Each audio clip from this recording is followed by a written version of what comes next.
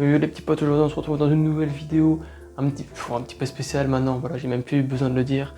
Donc c'est une vidéo, voilà, comme la dernière fois, j'ai trouvé 2-3 petites histoires intéressantes, je vais essayer de vous raconter ça, de vous narrer ça, etc. Du mieux que je peux, et puis voilà, alors je sais pas, ça sera peut-être la dernière de ce format, peut-être il y en aura d'autres, je n'en sais rien, on verra, mais voilà, je vous ai écouté normalement 2 petites histoires, c'est pas comme la dernière fois une longue histoire, etc. Et là c'est un peu plus, voilà, c'est vraiment quelque chose de différent de la dernière histoire, donc voilà, on va essayer de faire ça. Notre première histoire, c'est l'histoire de Camille tout simplement, qui a 13 ans au moment des faits, et qui nous explique qu'elle est assez excentrée de la ville, donc elle habite à la campagne. Camille nous dit qu'elle a aussi un chien, et que ce jour-là, elle est toute seule chez elle avec son chien, et que donc ses parents sont partis manger quelque part, donc ils sont pas là. Donc là, qu'est-ce qui se passe? Il est aux alentours de 17h, Camille, qu'est-ce qu'elle se dit? Elle est toute seule chez elle avec son chien, etc. Elle se dit, bon, je vais aller faire un petit tour de vélo, j'habite à la campagne, etc. Donc elle va faire un petit tour de vélo, donc là, bon, on leur tourne, et il commence à faire nuit, donc elle se dit, bah, je vais rentrer, voilà, rien de plus normal. Sauf que là, sur le chemin du retour, donc là, il faut savoir que c'est un chemin, vous savez, c'est les petits chemins qui mènent uniquement à votre maison, c'est là, c'est-à-dire que si vous croisez quelqu'un que vous connaissez pas, ben c'est pas normal du tout quoi. Donc, sauf que là, elle nous explique Camille qu'elle croise un couple, donc sauf qu'en fait, il y a une forêt, enfin il y a de la forêt aux alentours, elle se dit donc tout simplement que ils vont randonner peut-être dans la forêt ou quelque chose comme ça, donc elle s'inquiète pas plus que ça. Sauf que là, donc elle continue, elle dépasse le couple pour se rendre chez elle, sauf que là, elle entend un cri qui lui glace carrément le sang. Et donc là, elle n'entend pas qu'un cri, elle en entend un deuxième. Et donc là, bon, vas-y, elle se dit, bon, vas-y, c'est trop, j'ai pas envie de voir ce qui se passe. Bref, qu'est-ce qu'elle fait? Ni une ni deux, Camille se met à pédaler comme une malade. Et elle rentre chez elle, elle s'enferme, elle est un peu choquée de ce qui vient de se passer. Donc là, à partir de ce moment-là, elle explique que voilà, il y a plusieurs heures qui se passent sans qu'il se passe grand chose. Camille se dit, bon, tranquille, elle se prépare à manger, etc.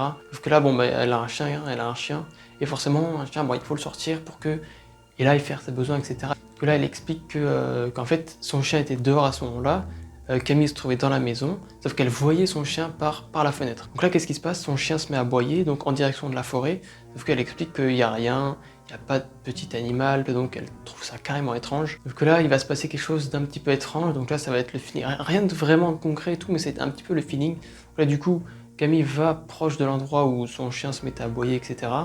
Et donc là, c'est vrai qu'elle ressent, voilà, elle ressent une présence, etc. Donc là, elle se dit, bon, on va pas traîner ici, clairement. Donc du coup, qu'est-ce qu'elle fait? Elle rentre avec son chien, elle s'enferme. Là, qu'est-ce qui se passe? Camille est pas très à l'aise. Donc après, c'est surtout une histoire de feeling un petit peu. Camille se sent pas très bien, elle se sent pas très à l'aise.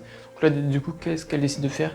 Elle décide d'envoyer un message à ses parents pour leur expliquer un petit peu, voilà, même s'il n'y a rien de concret. Sauf que précisément à ce moment, ça toque à la porte. Donc du coup, ça toque à la porte. Et là, qui est-ce qu'elle voit? Bien sûr, c'est le couple qui était sur le chemin de la maison quelques heures plus tôt.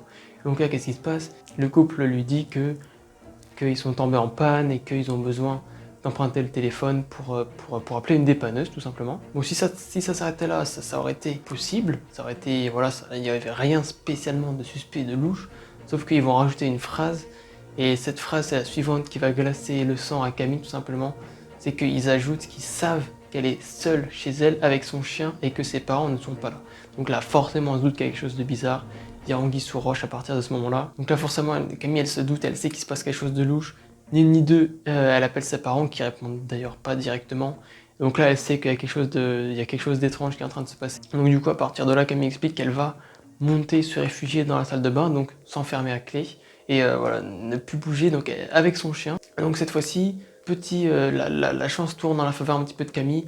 Elle appelle ses parents qui, cette fois-ci, décrochent. Cette fois-ci, ses parents répondent. Donc là, elle leur explique toute la situation. Donc là, qu'est-ce qu'ils font? Les parents, ils appellent la police et ils rentrent immédiatement. Donc voilà, donc Camille, à partir de là, n'a plus qu'à rester cachée, attendre qu'ils arrivent. Donc là, elle nous explique du coup, Camille, qu'il y en a, comme c'est un petit peu loin de la ville, il y en a pour 15-20 minutes, le temps que la police et ses parents arrivent. Bon, sauf que là, il y a quelque chose qui fait pas rire Camille du tout. Quelques secondes après, il y a une vitre qui se brise et un rire assez machiavélique qui retentit. Donc là, bon, bien sûr, c'est le couple qui a cassé la vitre, qui va rentrer tranquillement par effraction dans la maison. Donc là, qu'est-ce qui se passe? Camille les entend parler, au rez-de-chaussée. Elle comprend qu'il la cherche, etc. Et là, qu'est-ce qui se passe? Aïe, aïe, aïe. Bah, son chien, vous vous en doutez, son chien se met à aboyer parce qu'il ressent le danger, etc. Donc là, du coup, il grille immédiatement qu'elle est en haut et assez rapidement qu'elle se trouve dans la salle de bain. Donc là, qu'est-ce qu'ils font? Il leur dit, bon vas-y, si tu ouvres tranquillement, etc., si tu coopères, bah, on va rien te faire. Et donc, bon, sauf que là, Camille dans cette situation, bien sûr, elle est tétanisée. Qu'est-ce qu'elle fait? Elle ne fait rien, elle ne répond rien, etc. Donc là, qu'est-ce qui se passe? L'homme, il se met à frapper, à donner des grands coups dans la porte. Ça dure comme ça pendant une dizaine de minutes, ils n'arrivent pas à ouvrir la porte. Et là, finalement, elle dit qu'elle se met à entendre les gyrophares de la police, qui finalement arrive et Camille est sauvée, quoi. Et donc ses parents arrivent un peu plus tard dans la foulée. Donc là, on apprend du coup que ce couple, c'était un couple qui était connu des services de police pour kidnapping, etc., etc. La classique, on la connaît, celle-ci. Notre deuxième histoire, elle est un petit peu différente. C'est une mécanique un petit peu différente, mais qui est quand même, je trouve, très intéressante. Donc cette histoire, c'est l'histoire de Tom. Donc il explique que les faits se passent. Donc c'est en France, et donc à l'époque, il était en 4e, donc au collège. Il explique que voilà, c'était un petit collège, etc., où quasiment tout le monde se connaissait, avec même les surveillants, etc. Donc c'était une ambiance assez décontractée, etc., assez chill, assez détente. Ça ajoute pas grand chose à l'histoire, mais il explique que c'était un élève assez perturbateur, mais il avait quand même des bonnes notes. Donc là, Tom, il explique que bon, ses parents, parce que son collège proposait donc du coup des cours de soutien, donc après les cours, donc de 17 à 18h, et que ses parents l'y avaient inscrit. Donc au début, c'était certains jours. Il a réussi à négocier pour en faire le moins possible, mais il devait quand même aller à ses cours de soutien. Il explique qu'au début, du coup, dans ses cours de soutien, ils étaient une quinzaine d'élèves. Ils étaient une quinzaine d'élèves, sauf que plus le temps avançait, et moins il se retrouvait dans ses cours de soutien, en fait. À tel point qu'au bout d'un moment, il se retrouvait seulement à 2-3 avec le professeur qui faisait les cours de soutien, donc une ambiance un peu étrange quand même. Donc du coup, là, il nous explique un peu comment était fait son collège. Il explique que ça se répartissait sur 2 étages. Il explique que tout en bas, il y avait le CDI notamment avec la vie scolaire ainsi que quelques autres salles. Et donc l'étage du haut, c'était en gros le reste, quoi. Il y avait une quinzaine de salles de cours, etc. Voilà, rien d'exceptionnel. Il explique un mardi soir tout simplement qui se trouvait dans la salle de SVT, donc au premier étage, donc avec donc du coup un seul élève, avec le professeur de SVT. Donc voilà, il expliquait que les élèves, il y en avait de moins en moins, donc là il se retrouvait avec un seul autre élève, avec le professeur d'SVT. Donc sauf que là, son professeur, il lui demande d'aller récupérer en fait en bas au rez-de-chaussée, d'aller récupérer notamment des copies. Et donc là, voilà, il explique qu'à ce moment-là, il faisait un petit peu noir, etc. et que Tom, il n'est pas spécialement friand de descendre dans le noir, etc. Donc du coup, il explique que c'est des lumières, c'est un détecteur de mouvement, en fait. Les lumières ne se déclenchent que quand il est assez proche de ces lumières-là, donc tu es obligé de descendre dans le noir et ensuite les lumières s'allument. Donc là, il récupère tranquillement les copies, il remonte, et là, il explique qu'il a un feeling très étrange. Il ne saurait pas expliquer pourquoi, mais il se tâte à faire demi-tour, etc. Mais il se dit, bon vas-y, c'est rien, j'y vais, de toute façon, il faut que j'y aille, etc. Donc bon, Tom, il y va. Donc là, il explique qu'il remonte l'escalier, qui passe tranquillement dans le couloir. Et donc là, il explique qu'au fond du couloir, il y a la salle d'allemand, et qu'il voit que la porte est entrouverte et que la lumière est allumée. Donc là, il se dit, bon, ça doit être, bon, il est 17h passé, ça doit être les femmes de ménage qui font l'entretien, etc. Donc il se pose pas plus de questions que ça, Tom. Donc elle explique à ce moment-là que Tom, bon, il est atteint de myopie, etc. Voilà, comme ça peut arriver à n'importe qui, et qu'il aperçoit du coin de l'œil une silhouette noire. Ok, il saurait pas trop dire pourquoi, comment, etc. Mais il se dit tout simplement, bon vas-y, c'est ma myopie, voilà, il faisait un peu sombre et tout, donc il se dit qu'il a vu quelque chose, voilà, bref. Là, il explique que tranquillement il finit donc sa séance d'aide aux devoirs et tout, donc il explique aussi qu'il y retourne le jeudi d'après. Tom, qu'est-ce qu'il fait? Il attend l'entrée du collège, et il dit que son professeur, bref, bah, il est pas là, donc il attend. Sauf que là, du coup, qu'est-ce qui se passe? Il y a une surveillante, donc il dit que c'est une surveillante, voilà, comme il disait, c'était assez convivial, ils se connaissaient presque tous, et que c'était une surveillante qui était presque un ami à sa famille, etc. Donc là, elle lui dit de se rendre en salle d'études. Tom explique qu'il a un sentiment très bizarre, puisqu'il a l'impression que sa surveillante est quelqu'un qui essaie de se faire passer pour sa surveillante, que c'est pas vraiment elle, que ça lui. C'est quelqu'un qui essaie vraiment de se faire passer pour sa surveillante.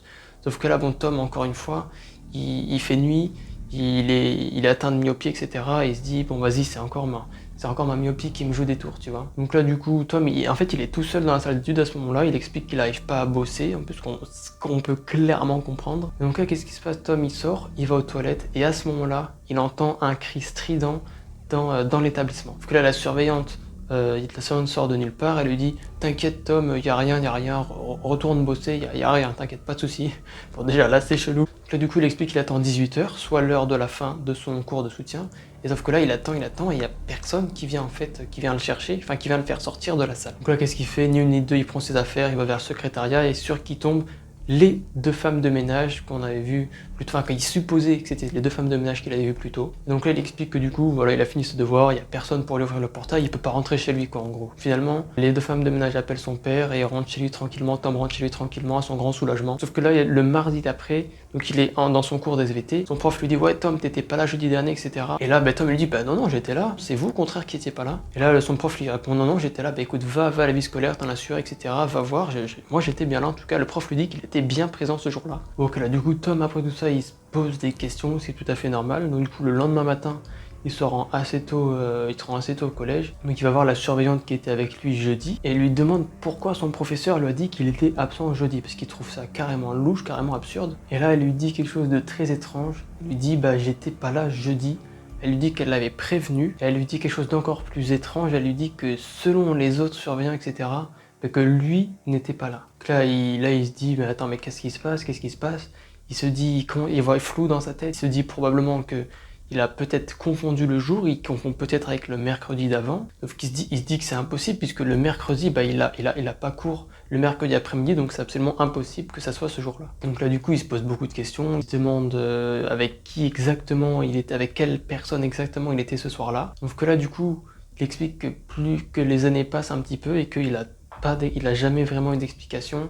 Et donc là il explique que plusieurs années plus tard, il va comprendre ce qui s'est passé ce soir-là. Il apprend qu'une femme du coup a été agressée dans son collège ce soir-là. De ce que Tom raconte, la femme a été dans le coma, donc dans son histoire il raconte pas si elle est encore en vie, etc. Mais on suppose que oui. Et il dit que du coup c'était une femme qui connaissait plus ou moins, puisqu'il la voyait de temps en temps passer, promener son chien, etc. Donc c'était pas totalement une inconnue non plus. Donc là du coup, voilà, tout va très vite. Donc il apprend que du coup c'était le fameux jeudi soir où Tom il était à son cours de soutien.